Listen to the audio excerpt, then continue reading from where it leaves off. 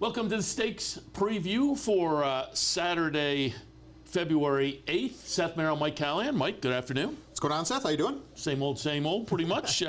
Trying to catch some winners, and we'll see what we can do this week. Last week was a lot of fun. We were in here. We took a look at some of the nice stakes action for 3-year-olds, nice 3-year-old stakes action down in Florida, the Withers in New York. Burnham Square, I did a little top 5 for social media this week. Looking back at the 3-year-olds I thought stood out, I put Burnham Square on top. The number was a 90. There were some better performances. Citizen Ball out in Southern California with a 98. But he got kind of a trip that, I want to see him challenged a little bit. Yeah, he tends to get the lead. And I was kind of shocked that there was no applied pressure. It just seemed like, Citizen Ball got the lead. And Trainer had, 4 of them in there? That's true. That's a fair point. That's I wonder if you get back to the barn and it's like, what were you thinking? Yeah. It's almost like a NASCAR race where everybody's supposed to, just like the Daytona 500, just draft off of each other and 1, 2, 3, 4 stay the same, So I still a good performance, but like you said, try to figure out maybe a different scenario. And, I know he's a speedster by nature, but maybe we'll try to just before the first Saturday in May, you want one of those preps to give us a little something more with the challenge early, so we'll see how it shapes up next time. I put him in third between those two on my top 5. Gate to Wire, trying turf for the first time in the Swale. We'll see how or if that horse stretches out, but it was an interesting story.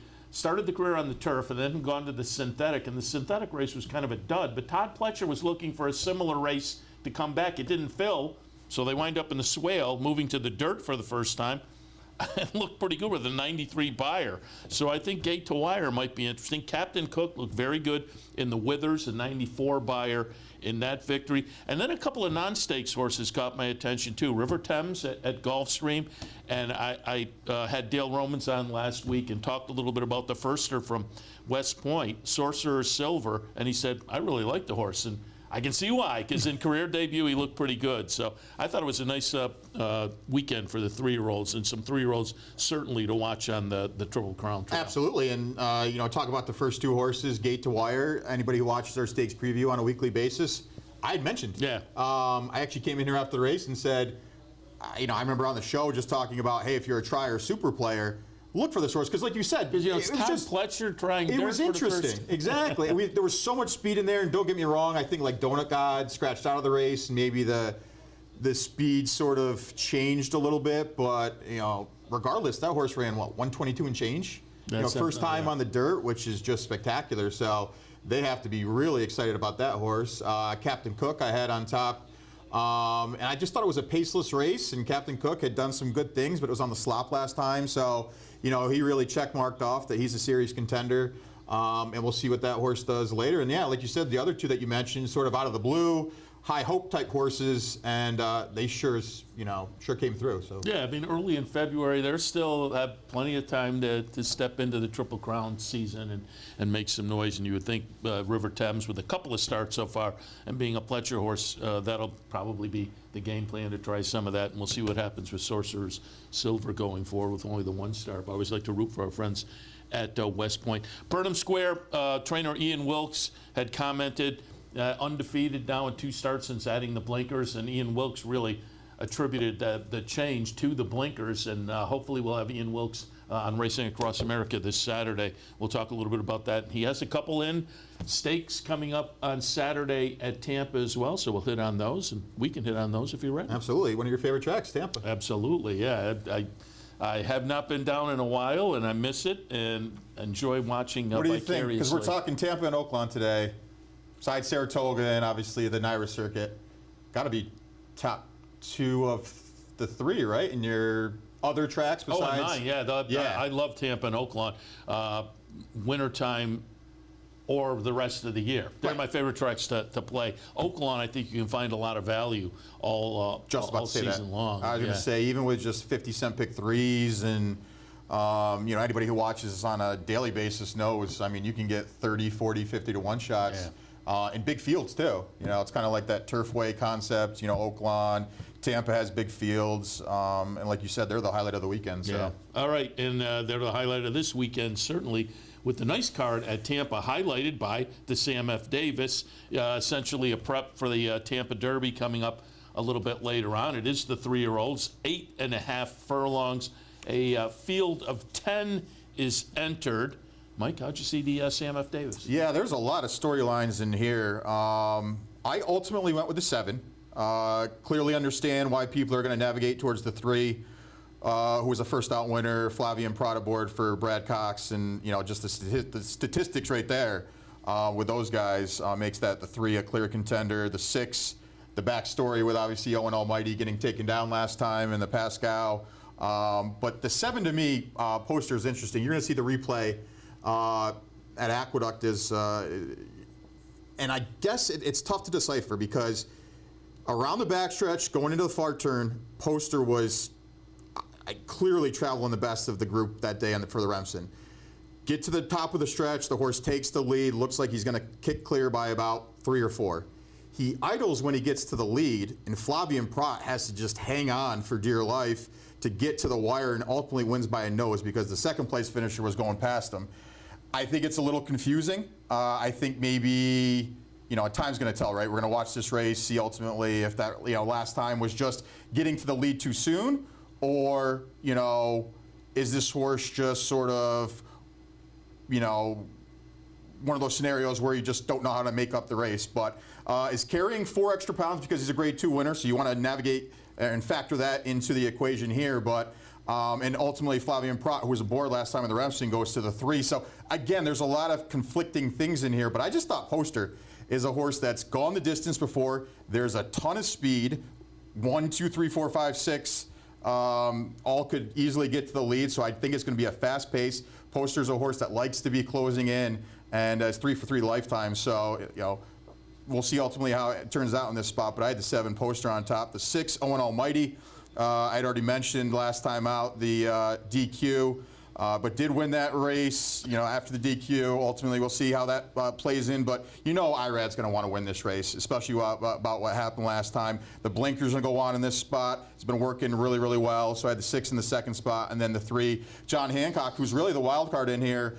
Career debut was very good, got an 81 buyer. And, clearly a horse that's to be reckoned with in here with the connection. So, and then the 10, as far as a long shot, I like to throw in some sort of long shot in this spot. The 10 for me to round out the supers, 20-1 on the morning line. Last time out, finished 3rd, 2 Owen Almighty and Naughty Rascal. Again, if I think the pace is going to be as hot as I think it is, I think the 10 could close in and pick up some pieces in here as well. So an interesting race. Tough to kind of come up with a strong opinion, but I had 7, 6, 3, and 10. Yeah, there are some intriguing ways to go. And again, hope to have Ian Wilkes on Saturday. We'll talk a little bit about Camp Hale, who 3 starts, 3 seconds, and 20-1. I think the price is attractive for a horse. I think it has some legitimate ability. Smokin' Boy, 3 starts so far in the career, a close-up second and 2 wins, but they were all in Puerto Rico. You don't see the Puerto Rico to America move that often. It'll be interesting to see what that one does. But I'm 2, 7, 6, and 3. So I have 3 years in the mix, but I put Treaty of Rome on top. Chad Brown shipping over to Tampa has just been very potent. You have the potent ownership group in here, and a horse clearly with some talent. Broke the maiden in the second start, 2 back, and then tried the Mucho Macho Man down at Gulfstream and just missed behind Guns Loaded. I think you get a 6-1 price. Dylan Davis is going to be over for the ride. Get that 6-1 price on a Chad Brown horse with some talent like this at Tampa. Sign me up. Poster was originally my top pick. I mean, 3 for 3 for Owen Hardy coming out of a Remsen win. It makes all kinds of sense. And that Remsen win was the first start on the dirt. So we'll see what the career holds. But the buyer went forward significantly with the move to the dirt. Owen Almighty makes plenty of sense off the first under the finish line last time, but again was DQ'd. But clearly, off of that effort has to be considered. John Hancock, Brad Cox trainee for Windstar and China Horse Club. There's breeding here, lived up to it, connections. That one makes sense. And as I say, there's at least a couple others that are clearly very interesting and will offer some value. It's a fun race. If it holds up, the whole field of 10 holds up in here. Yeah, I think it's a great addition. Pretty much, we didn't even talk about Naughty Rascal, who, ultimately won the Pascal after the DQ, but like you said, this is a pretty deep field. Yeah. It's tough to. I struggled anyway of the 3 races to come up with a top choice in this spot. No, it's fun, no question about it. And you have Doug O'Neill brings a horse in from the West Coast essentially, but notable based on in the West Coast. However, has been training over at Gulfstream, but maybe more notable, comes out of a 4th place finish in the Springboard Mile, which has been a little bit of a key race. Yeah, mentioned it a couple times on the stakes preview. With Cold Battle and Speed And what's wrong King. with the 1? The one's 20 to 1 on the morning line. Yeah. A runner-up in 3 career starts. He's gone the distance, mile at Gulfstream Park, finishing 2nd. I mean, Brian Hernandez, Ian Wilkes. Again, this is an interesting race. As deep of a field as I've seen since we started doing the stakes preview. So Going to be fun. 9th race at Tampa on Saturday, 1:40 in the Suncoast. The Sam Davis for the 3-year-old boys, this one for the 3-year-old gals, 1:40, as they say. I'll jump in here. I'm 6'4", 8, and 5. I'm going to put La Cara on top. And I went back and forth. I kind of went one direction, switched up, went another. But I thought, you know what? Mark Casse just seems to be on a nice roll. He's doing well, moving horses over to Tampa. This one won the Pocahontas. I think both of those fall meets at Churchill are very potent with 2-year-olds coming out of them. So a win in a stakes race in one of those fall meets attracts my attention. Off of that, they tried the Breeders' Cup Juvenile Filly. Didn't fare as well there, but I have a feeling this horse is better than that. Now a little bit of a layoff back as a 3-year-old. I'll put her on top. 2nd slot, I'm going to take a look at Her Laugh for Whit Beckman. 2 for 2. Maiden Breaker, and then they got ambitious off the Maiden Breaker and tried a stakes race at the fairgrounds and won that in fine fashion. So it's hard to knock this horse, and that they elect, there are plenty of spots and they could stick over at the fairgrounds, and that they looked and said, let's go over and try Tampa, attracts my attention, and Irad jumps on board. And then Chloe, I'm guessing it's Chloe. I was questioning because I was going to talk about this horse too, and because you get Chloe, a chance to talk. Like the name has an H in it. Yeah. So we'll see what Jason Beam does with this one. But interesting runner. I liked Tiz the Law last year. His runners hit the racetrack, and early on I thought he's going to be interesting, and then it took him a while. And by the mid-season, his runners were starting to attract some attention. However, when you look underneath, the siblings aren't quite that proficient. The best sibling was called Demoma, who 12 starts, 3 wins, but the 3 wins, 2 were at Penn National and 1 was at Mountaineer. So I wasn't quite convinced, but it's hard to knock the debut effort, and I think you'll get a price. So I'm 6'4", 8, and 5. I had it 3, 6, 4, and 8. I ended up going with Italian Soiree for John Terranova. Flavian Pratt's going to be aboard, and Flavian was actually aboard for the career debut. This horse got the job done at 5.5 on the dirt. Ran well in the Adirondack against the Queen's MG, who people probably remember from back in Saratoga time. And then she ran okay last week. Yeah, too. And then we actually saw this horse up at Woodbine. We went up for that trip. Yeah. First time on the turf, and then Natalma. And one more time was the eventual winner. Remember, we talk about that race all the time because it had Vixen in Vixen, it. I had exactly, Nitrogen. and Nitrogen. And we've both been correct because Nitrogen came back and won a couple weeks ago. I remember you talking about it. And Vixen actually just came back last weekend for Mark Casse and won as well. This horse, Italian Soiree, ended up finishing 4th, beating a couple lengths. Actually looks pretty good in this spot. Now they're going to go back to the dirt where this horse originally won, put the blinkers back on like they did in the career debut. And the horse has been working tremendous down at Tampa Bay. So I think it's encouraging to see Flavian Pratt take them out back up. And 7-2 on the morning line, I think might dip a little bit lower. The fact that Flavian's been down there 5 times at Tampa with 4 victories. I think just the money's just going to naturally navigate towards him. But there are also, like you said, a couple different contenders. I had the 6, your top choice, in the 2nd spot. Like you said last time out, a decent 5th in the Breeders' Cup Juvenile Fillies. You take a look at 2-3 back, nothing wrong. Solid victories. So clearly a horse to use in the mix and been training really, really well. The 4, Her Laugh.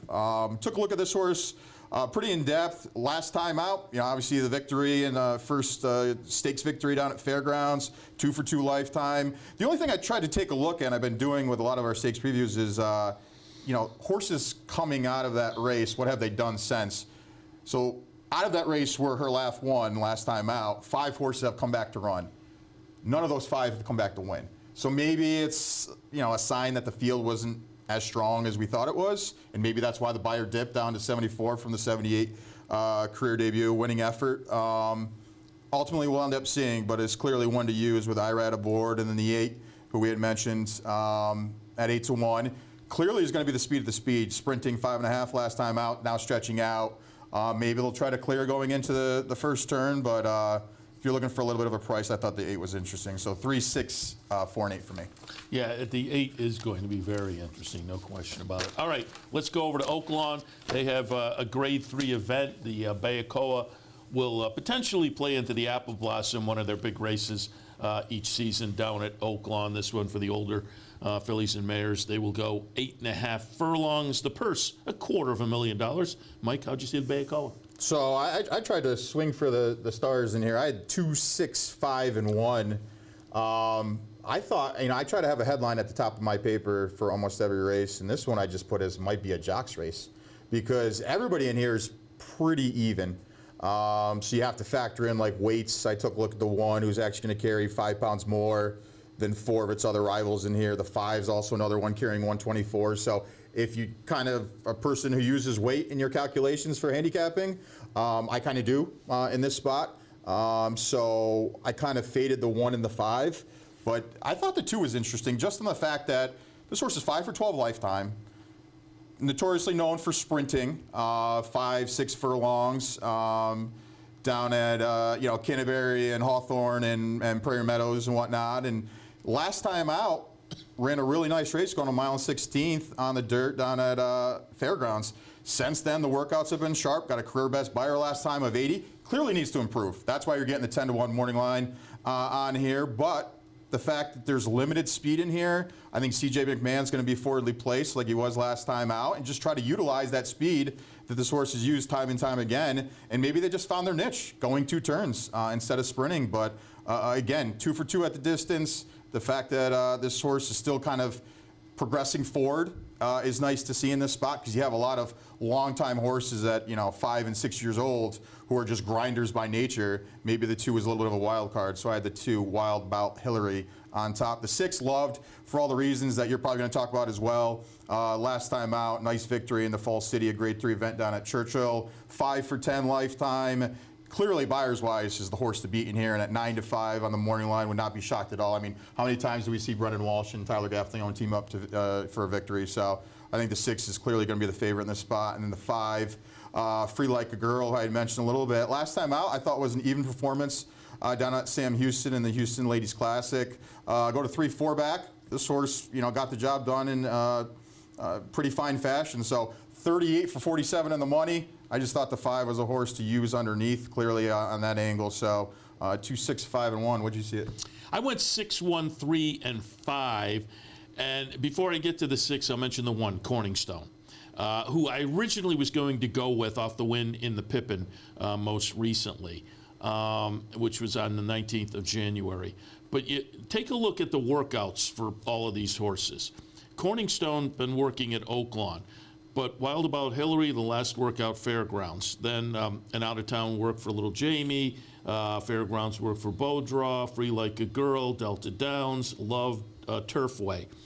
Corningstone has a big gap in the workouts, although there's a race in between. But I will note, I had Kenny McPeak on a couple of weeks ago, and he kind of mentioned it, but you've read about it as well with Oaklawn. With the weather situation, a lot of horses just haven't been able to get on their regular work schedule. So I looked at Corningstone and I thought, you know what, I think Corningstone probably has to step it up. It might be fun, maybe a little bit of value there as opposed to Love. But then with that situation down at Oaklawn, I thought, I don't know whether we'll get to step forward here exactly. I have no knock. I have that one right underneath. And off the latest, I think is playable. But Love just looks to be awfully tough in here. We'll see the Fall City victory at Churchill last November. That was the last start. This is a half-sister to Maxfield. So ended the season in fine fashion last year. Comes in now, again, off a series of works at Turfway. I think might have the edge in here. Attracts Tyler Gaffalione to come into town. Corningstone, again, interesting off of that win right here at Oaklawn. Second win so far this season and a couple of starts at Oaklawn. So she seems to have progressed nicely from the end of the 4-year-old to the 5-year-old season. And Little Jamie, a little bit interesting off the latest effort, winning a stake over at Tampa. So for me, I went 6, 1, 3, and 5. Yeah, I thought you could make a case for 5 out of the 6 in here, Yeah, right? yeah. To easily win on their best day. So, ultimately, that's why I thought it was kind of like a jock's race. Probably know a lot more, obviously, going into the first turn. I wish we knew that already, but, we'll see how it goes. Got to get the crystal ball working. Yeah, exactly. One of these days. All right, that gives you some ideas on some of the stakes action coming up this weekend. Next weekend, there's going to be the big day down at the fairgrounds. Looking forward to that. Absolutely. And just some news and notes. I guess, we're getting closer to Saudi time. Maybe just some updates for people who watch the show. Sierra Leone looks to be out of the Saudi Cup. White Abari, I was going to say, I think I saw something on Twitter that says he's out. Which has Todd Pletcher thinking, maybe Locke should go. That's what I had read as well. So it's going to be interesting because you already know Rattle and Roll's there. And, just kind of foreshadowing, like you said, we have the Triple Crown Trail, but we also have, the older horses in the Dubai World Cup and the Saudi Cup. And, I'm interested to see, like you said, if they send over Locked. Yeah. Because I thought that was a good performance and an underrated performance down at Gulfstream. And I get it, White Abari was clearly the best that day, but again, you factor in the gate issue and the wide draw, clearly has a shot if they want to go to Saudi. Yeah, no question. All right, Mike, good luck on Saturday. Good luck to you. Good luck to everybody as well. And yeah, absolutely good luck. Cash some tickets, have some fun, and we'll see you next week. You're watching OTB TV, a service of Capital Off Track Betting.